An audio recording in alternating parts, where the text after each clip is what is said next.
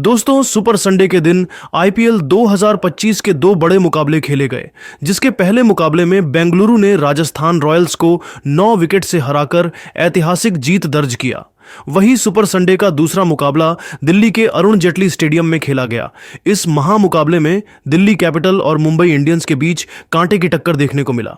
Cricket प्रेमियों को इस महामुकाबले का बेसब्री से इंतजार था। पूरा स्टेडियम दर्शकों से खचाखच भरा हुआ था। सिक्का उछाला गया तो टॉस जीतकर दिल्ली के कप्तान अक्षर पटेल ने गेंदबाजी करने का फैसला किया।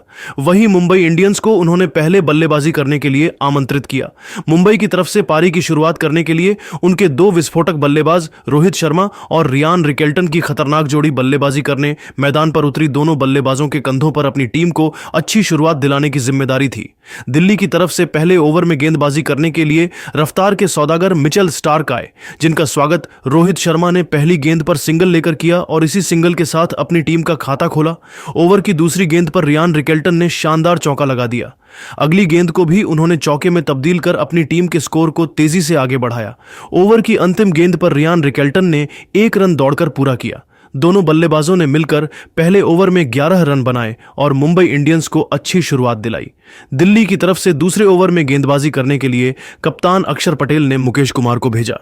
आते ही मुकेश कुमार शानदार गेंदबाजी का नजारा पेश कर रहे थे। दोनों बल्लेबाजों को मुकेश की गेंद बिल्कुल भी समझ में नहीं आ रही थी, लेकिन 5वीं गेंद पर रियान रिकेल्टन ने सांस आता हुआ छक्का लगाकर अपनी टीम के स्कोर को रॉकेट के रफ्तार से आगे बढ़ाया। 2 ओवर की समाप्ति के बाद मुंबई इंडियंस का स्कोर बिना किसी विकेट के नुकसान पर 20 रनों तक पहुंच गया। दोनों बल्लेबाज पूरी तरीके से सेट हो चुके थे और अपनी टीम के स्कोर को आगे बढ़ा रहे थे। तीसरे ओवर में विकेट की तलाश में दिल्ली की तरफ से गेंदबाजी करने फिर से मिचेल स्टार्क आए, लेकिन इस बार रियान रिकेल्टन और रोहित शर्मा ने मिलकर उनके जबरदस्त कुटाई करते हुए धज्जियां उड़ाकर रख दी। सबसे पहले मिचेल स्टार्क के इस ओवर की पहली गेंद पर रियान रिकेल्टन ने चौके के साथ उनका स्वागत किया। ओवर की दूसरी गेंद पर रियान ने दौड़कर 1 रन पूरा किया और स्ट्राइक रोहित शर्मा को दे दिया। तीसरी गेंद पर रोहित शर्मा ने शानदार चौका लगाया। इसके बाद अगली गेंद पर सनसनाता हुआ छक्का लगाकर मिचेल स्टार्क को घुटने टेकने के लिए मजबूर कर दिया। आगे भी रोहित शर्मा का बल्ला रुकने का नाम नहीं लिया और मिचेल स्टार्क के इस ओवर की आखिरी गेंद पर रोहित शर्मा ने जबरदस्त चौका लगाते हुए अपनी टीम के स्कोर को रॉकेट के रफ्तार से आगे बढ़ाया। मिचेल स्टार्क का यह ओवर दिल्ली कैपिटल्स के लिए काफी महंगा साबित हुआ। मिचेल स्टार्क ने अपने इस ओवर में 19 रन खर्च कर डाले। दोनों बल्लेबाजों ने मिलकर 3 ओवर में ही अपनी टीम के स्कोर को 39 रनों तक पहुंचा दिया।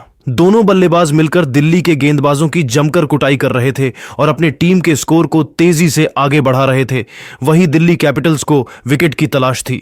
दिल्ली की तरफ से चौथे ओवर में मुकेश कुमार ने खतरनाक गेंदबाजी किया। मुकेश कुमार की गेम दोनों बल्लेबाजों को बिल्कुल भी समझ में नहीं आ रहे थे और संभल कर बल्लेबाजी कर रहे थे। रोहित शर्मा और रियान रिकेल्टन को मुकेश कुमार के इस ओवर में रन बनाना काफी मुश्किल हो रहा था। दोनों बल्लेबाज मिलकर चौथे ओवर से सिर्फ 6 रन ही जोड़ पाए। 4 ओवर की समाप्ति के बाद मुंबई इंडियंस का स्कोर बिना किसी विकेट के नुकसान पर 45 रनों तक पहुंच गया। मुंबई इंडियंस की टीम इस मुकाबले में मजबूती से अपनी पकड़ बना चुकी थी। वहीं दिल्ली को लगातार विकेट की तलाश थी। 5वें ओवर में कप्तान अक्षर पटेल ने गेंदबाजी में बदलाव किया और इस बार अपने सबसे भरोसेमंद गेंदबाज बिपराज निगम को गेंदबाजी करने के लिए बुला लिया। आते ही बिपराज ने इतना खतरनाक गेंदबाजी किया कि रोहित शर्मा और रियान रिकेल्टन के होश उड़ गए। बिपराज ने अपनी गेंदबाजी से दोनों बल्लेबाजों को परेशान करके रख दिया। रोहित शर्मा संभल कर खेल रहे थे और अपना विकेट बचा रहे थे, लेकिन जाते जाते बिपराज निगम ने ओवर की आखिरी गेंद पर रोहित शर्मा को अपने जाल में फंसाया और LBW करके अपनी टीम को पहली सफलता दिला दी। रोहित शर्मा 12 गेंदों पर 18 रनों की पारी खेलकर बेहद निराश मन से पवेलियन लौट गए। 5 ओवर की समाप्ति के बाद मुंबई का स्कोर 1 विकेट के नुकसान पर 47 रनों तक पहुंच गया।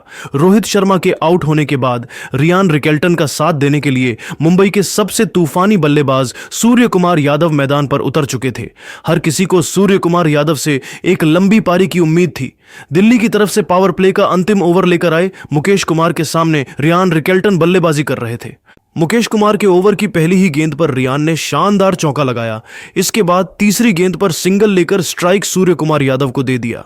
सूर्य कुमार यादव के चेहरे पर विकेट गिरने का दबाव बिल्कुल भी नहीं दिख रहा था। आते ही सूर्य कुमार यादव ने गगनचुंबी छक्का लगाते हुए अपनी टीम के स्कोर को तेजी से आगे बढ़ाया। पावर प्ले की समाप्ति के बाद मुंबई की टीम अपने एक विकेट गंवाकर 59 रनों तक पहुंच गई।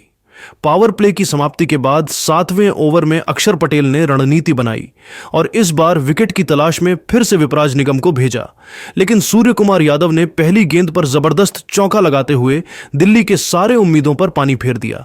इसके बाद चौथी गेंद पर सूर्य कुमार यादव ने सिंगल लेकर स्ट्राइक रियान रिकेल्टन को दे दिया ओवर की 5वीं गेंद पर रियान रिकेल्टन ने गगनचुंबी छक्का लगाते हुए 7 ओवरों में ही मुंबई के स्कोर को 70 रनों के पार पहुंचा दिया। दोनों बल्लेबाज पूरी तरीके से सेट हो चुके थे और तेजी से रन बटोरते हुए अपनी टीम के स्कोर को आगे बढ़ा रहे थे दिल्ली कैपिटल्स को। इस मुकाबले में बने रहने के लिए लगातार विकेट की तलाश थी। मुंबई इंडियंस की टीम को दूसरा झटका 8वीं ओवर में लगा, जहां पर खतरनाक गेंदबाजी करते हुए कुलदीप यादव ने चौथी गेंद पर सेट बल्लेबाज रियान रिकेल्टन को क्लीन बोल्ड करके अपनी टीम को दूसरी सफलता दिलाई।